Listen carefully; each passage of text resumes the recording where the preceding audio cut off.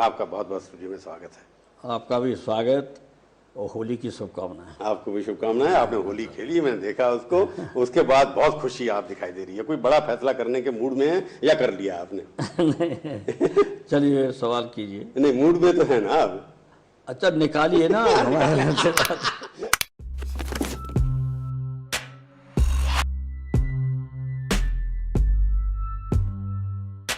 A former wrestler, a three-time chief minister, a man called Netaji by his friends, and Maulana Mulayam by his foes. Here's a look at Mulayam Singh Yadav's life through a series of rare interviews. मैं बड़े बाप का बेटा नहीं हूँ, ये अपराध मेरा है और कोई अपराध नहीं। Mulayam Singh Yadav was born into a peasant family in Uttar Pradesh's Etawah district in 1939. He studied in a village school and went on to do his MA in politics from Agra University. This son of the soil was heavily influenced by socialist leader Ram Manohar Lohia and campaigned in anti-Congress rallies. He was even called Little Napoleon by former Prime Minister Chaudhry Charan Singh. But his passion at the time was wrestling. ये जो विरोधी कहते हैं कि मुलायम सिंह जी जो है वो एक तरह राजनीतिक पहलवान है, जो भी आपके ग्रिप में आ गया आप उनको गिराने की कोशिश करते हैं, पार्टी तोड़ते हैं, यही वजह है कोई आपके साथ अब नहीं आता। हमने कभी किसी को धोखा नहीं दिया, ये अनर्गल प्रचार है, हमें धोखा जो दिया लोगों ने। It was his wrestling moves that propelled him into politics. When he was 23, his resilience during a match impressed Socialist Party MLA Nathu Singh, who asked him to join politics. Mulayam contested the 1967 Uttar Pradesh Assembly elections at the age of 28 and won. In 1980, he became president of the Lok Dal, which later became part of the Jata Dal. In 1989, Mulayam served his first term as Uttar Pradesh's chief minister. It was then that in 1990, he ordered police to open fire on Karsevaks who were trying to demolish the Babri Masjid. 16 people were killed. The structure remained unbroken. Earning his secular credentials thus, he acquired the nickname Mulla Mulayam. जो गोली चली हमारे सुरक्षा वालों की तरफ से, अगर मस्जिद को गिर जाने देते तो हिंदुस्तान का मुसलमान महसूस करता कि हमारे धार्मिक स्थल भी नहीं रहेंगे, तो इस देश की एकता के लिए वो खतरा पैदा होता। 16 जाने तो कम थी, अगर 30 भी जाने जाती देश की एकता के लिए तो 30 को गंवाना पड़ता है। After the Congress withdrew support in 1991, his government collapsed and he lost the subsequent elections to the BJP. A year later, he established the Samajwadi Party, swearing his commitment to the socialist policies of Lohia. This would mark the rise of regional parties in India's most populous state. हमारे पुराने बहुत साथी जानते होंगे, जमीन पे late के भूखे रह करके रात भर चल के, साइकिल पे चल के, ट्रैक्टर में चल के, और हमने 11 महीना में पार्टी बना दी। He allied with the Bahujan Samaj Party and won the 1993 elections, becoming chief minister again. But that partnership would last only 2 years. It was marred by disagreements over bureaucrat allocation, personal attacks against Mulayam, and backroom political deals. In 1995, BSP chief Mayawati announced that she was severing ties with the SP and struck a deal with the BJP. Immediately after, she moved to a government guest house with other BSP MLAs. What happened next would destroy their political ties for over 2 decades. Angry SP workers ransacked the guest house and allegedly assaulted BSP MLAs. They hurled casteist and sexist slurs at Mayawati, who saved herself by locking herself in a room. Mulayam was accused of coordinating the attack. He was sacked as chief minister and Mayawati took his place. हाँ, ये बड़ी भूल थी जो 93 का चुनाव हम लड़े हैं, बीएसपी से मिलके, वो हमारी बहुत बड़ी भूल। With his fortunes reversed in his home state, Mulayam set his sights on Delhi. In 1996, the Samajwadi Party became part of the United Front coalition government at the centre. His name was floated as Prime Minister, but RJD chief Lalu Prasad Yadav shot it down.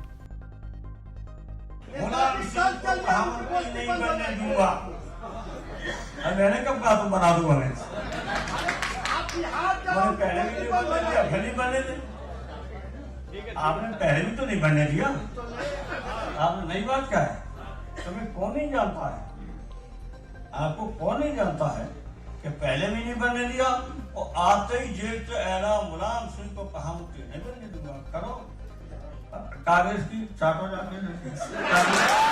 Mulayam was instead named India's defense minister. When the NDA coalition government fell in 1998, Mulayam played kingmaker. When Sonia Gandhi staked claim to form the government, Mulayam's refusal to back her as prime minister due to her foreign origin scuttled the Congress's chances of forming the government.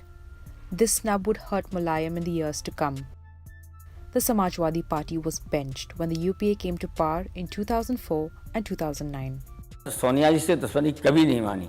Sonia जी अब हमें पता चला कि बहुत दुश्मनी हमसे मानती हैं। Mulayam, however, fared better in his home ground. In 2003, after the BJP withdrew support to the BSP government in UP, Mulayam Singh once again became chief minister. He introduced several welfare schemes like unemployment allowances, farmer insurance, and was known for his minority outreach programs. Muslim voter जो है वो पिछले 15 साल से लगातार आपको vote दे रहा है। आप मुझे बताइए, आम मुसलमान के लिए आपने क्या किया है? जहाँ तक कि मुसलमान भाइयों का सवाल है, 15 साल से नहीं 20 साल से मेरे साथ। सर, उनके लिए आपने किया क्या है? अगर बीजेपी ने हिंदू वोट बैंक बनाने की कोशिश की है, आपने एक मुस्लिम वोट बैंक बनाई। हमने कभी धर्म के नाम पर राजनीति नहीं की है। जहाँ तक मुसलमान भाइयों का सवाल है, हम आपको कॉपी दे देंगे। अगर हिंदुस्तान में इतना मुसलमानों की सुविधा के लिए और अन्य माइनॉरिटी के लोगों के लिए किसी ने नहीं काम किया। But this period also saw a rise in corruption scandals, a breakdown of law and order, and the Mulayam government was bestowed the infamous tag of being a Gunda Raj. एक ना एक समय समाजवादी पार्टी से जुड़े हुए हैं, राजा भैया हो आज, मुख्तार अंसारी हो या आज, क्या आप मानते हैं कि ये लॉ एंड ऑर्डर सिचुएशन ये सबसे बड़ी, एक तरह से एक सबसे बड़ा मुद्दा है इस चुनाव में? राजा भैया के बारे में ये शब्द ऐसे नहीं बोलना चाहिए। आप नहीं समझते कि वो नहीं, क्रिमिनल है? कोई सवाल नहीं क्रिमिनल होने का। आप भी मैंने किसी अपराधी को अभी तक टिकट न दिया है न देंगे। In an effort to drum up support ahead of the 2007 state elections, Mulayam's close aide Amar Singh ramped up the star power in the party. Bollywood superstar Amitabh Bachchan campaigned for the party, and the trio came to be known as Amar, Akbar and Antony. But Bachchan's endorsement raised a lot of eyebrows. Bhojpuri film को आप tax free नहीं देते, लेकिन अमिताभ बच्चन की film को tax free ऐसा नहीं है। जिसने दरखास्त दी है और एक कमेटी हमारी बनी है और कुछ कई को हमने दिया है। इनका तो सबसे कम दिया है अमिताभ बच्चन जी का। अभिषेक का रिकॉर्ड देख लीजिए। आप ये चाहते हैं कि अमिताभ बच्चन आपके लिए प्रचार करें? आप चाहते हैं? नहीं, हम नहीं चाहते कि जो दुनिया में सबसे बड़े एक कलाकार, जो भी कहिए एक विद्वान के रूप में भी मान लिए गए हैं, 1000 साल के अंदर सबसे बड़े दुनिया के कलाकार नायक बन गए हैं। ऐसे व्यक्ति को, ऐसे बड़े आदमी को हम कहीं विवाद में नहीं फंसाना चाहते। But no amount of star power could gloss over the deteriorating state of law and order under Mulayam. The party lost the 2007 elections to the BSP, and Mulayam handed the reins of the party over to his son Akhilesh. This move brought him a lot of heat, as Mulayam had spent many years criticizing the Congress for its dynastic politics. Congress के खिलाफ वो हमेशा कहते थे कि कांग्रेस में वंशवाद है। आज वही वंशवाद समाजवादी पार्टी में है। शिवपाल यादव हो, रामगोपाल यादव हो, आपके बेटे अखिलेश यादव हो, वंशवाद समाजवादी पार्टी में भी आ गया। प्रोफेसर रामपाल जब राजनीति में आए तो संघर्ष कर रहे थे, सत्ता में नहीं थे। शिवपाल ने 7th क्लास से संघर्ष किया, वो सत्ता में नहीं थे। हमने संघर्ष किया, सत्ता में नहीं थे। और सत्ता में जब अखिलेश आया तब सत्ता में नहीं थे। एक वंशवादी है। हाँ, एक वंश परिवार वो है कि अब मुख्यमंत्री होके अगर हम लाए होते रामपाल को, शिवपाल को, अखिलेश को, तो मैं बिल्कुल वंशवाद मानता। ये जो संघर्ष कर रहे थे जनता के बीच उबड़ खाबड़ रास्तों में। Led by the foreign-educated Akhilesh, the SP won the 2012 elections with a full majority for the first time in the party's history. Mulayam crowned Akhilesh as chief minister, bypassing his brother Shivpal Yadav. Mulayam was keen to reform the SP's image as a Gunda party. 16.5 crore रुपया माफ कर दिया किसान। Sir, आपकी तो बात आप बता दो, हिंदुस्तान में इतने अच्छी कार्यक्रम कौन सी सरकार कर रहा है? लेकिन क्या गुजरात में ऐसा काम हो रहा है क्या? हाँ, जो आप ला रहे, वही मैं कह रहा था कि आप नरेंद्र मोदी से तुलना कर रहे हैं। आप लोगों भी जाने कैसे पत्रकार हैं। ठीक है, आप ही लोगों में नहीं ठीक है। आपने कभी कहा कि ऐसा काम हो रहा वहाँ? इसका ये मतलब सर, मैं दोबारा से मैं बीजेपी के सवाल पे आता हूँ। अगर ऐसा नहीं है तो हम नहीं कर पा रहे ऐसी सेवा। जैसे और लोग सेवा कर लेते हैं। ठीक है, तो वो हम नहीं कर पा रहे। मैं दोबारा से बीजेपी के सवाल पे इसलिए आना चाहूंगा क्योंकि आप ना, खुद इस पे क्यों नहीं आते हो? मैं आ रहा हूँ ऐसा क्यों ना सर, मैं आ रहा हूँ। मैं ये आज बता दो, हिंदुस्तान में सिंचाई और ट्यूबवेल की सिंचाई, नहर की सिंचाई किसानों को मुफ्त कहाँ है? 16.5 करोड़ मुफ्त किसानों को मुफ्त का माफ कहाँ किसने किया? तो आपको लगता है कि पूरा का पूरा देश जो है वो अखिलेश यादव के ये आंखें बंद हैं, लीडरशिप को नहीं पहचानता? जो उत्तर प्रदेश इतना बड़ा है, 20 करोड़ की आबादी है, उसमें इतने अच्छे काम हो रहे हैं, तो इसके लिए आंखें बंद है सब। Mulayam still hadn't abandoned his national aspirations. Ahead of the 2014 Lok Sabha elections, he worked to bring together a third front. आपको नहीं लगता कि हो सकता है जो बाकी दल हैं वो आपके साथ सर किसी भी प्रकार का राजनीतिक अलायंस करने में डरे, क्योंकि मुलायम सिंह जी का पता ही नहीं वो आज क्या बोलेंगे, कल क्या बोलेंगे? ये तो कभी नहीं मैंने ऐसा किया। बहुत से लोग ऐसे भी आपके जो विरोधी हैं वो ये कह रहे हैं कि दरअसल मुलायम सिंह यादव इसलिए ये एक दिन कुछ कहते हैं क्योंकि वो कोई राजनीतिक डील करने में लगे हैं कांग्रेस। वो ऐसे लोग धोखेबाज हैं, वही लोग धोखेबाज। हाँ, वही लोग धोखेबाज जो ऐसा कहते हैं, उन्हीं के लिए मैं कहते धोखेबाज। The third front formula failed and Samajwadi Party went from 23 seats to just 5 in the Lok Sabha. Things weren't looking too good in their home state either.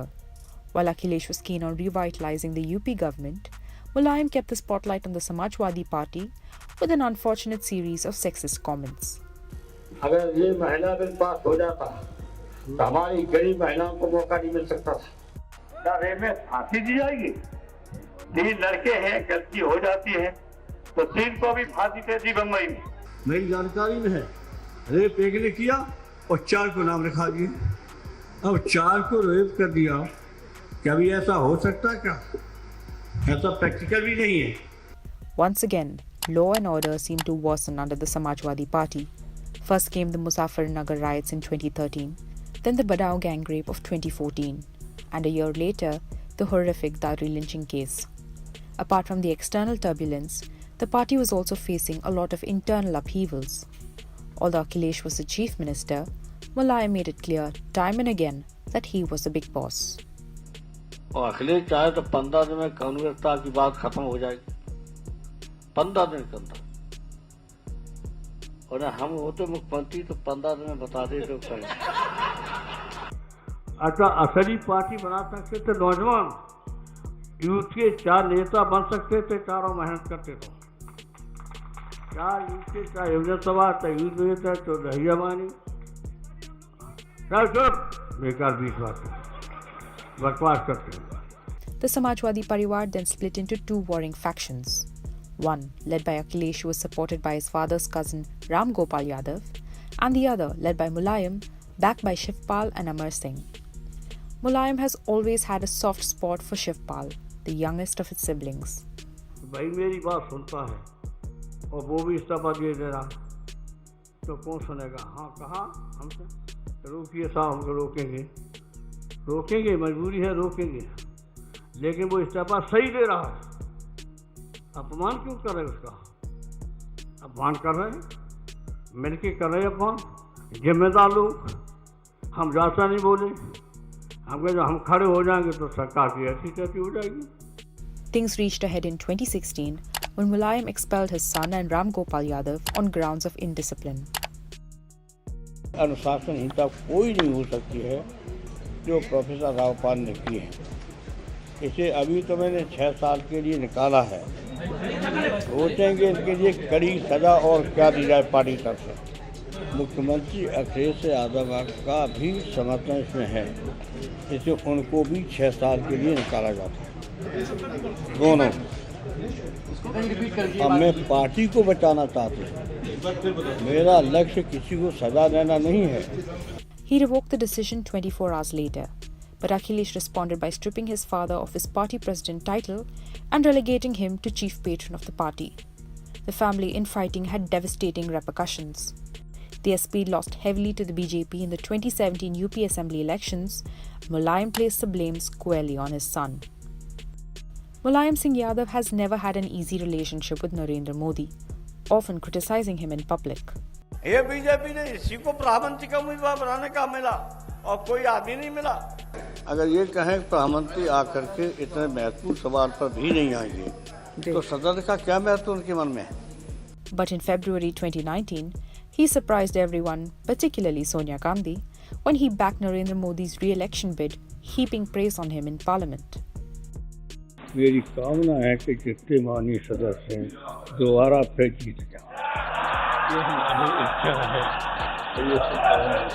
तो ये भी चाहता हूँ हम लोग तो इतना बहुमत नहीं आ सकते हैं, प्रधानमंत्री जी आप फिर बने प्रधानमंत्री। This open endorsement was a direct attack at the alliance orchestrated by Akhilesh with Mulayam's bitter rival Mayawati. The two parties buried the hatchet to put up a united front against the BJP, but they failed to recreate the magic of 1993, losing heavily in the 2019 elections. The 80-year-old Mulayam Singh is now involved in reorganizing the party that once held sway across India's most populous state. Through the years, Mulayam Singh has proved that his wily political instincts have given him the upper hand in the political wrestling ring. His socialist measures have won people's hearts, but his crass, sexist remarks mark him as a leader from a much older era. As he continues to hold tightly onto the reins of the party he founded, Mulayam would do well to impart some political acumen to his son and absorb some social tact in return.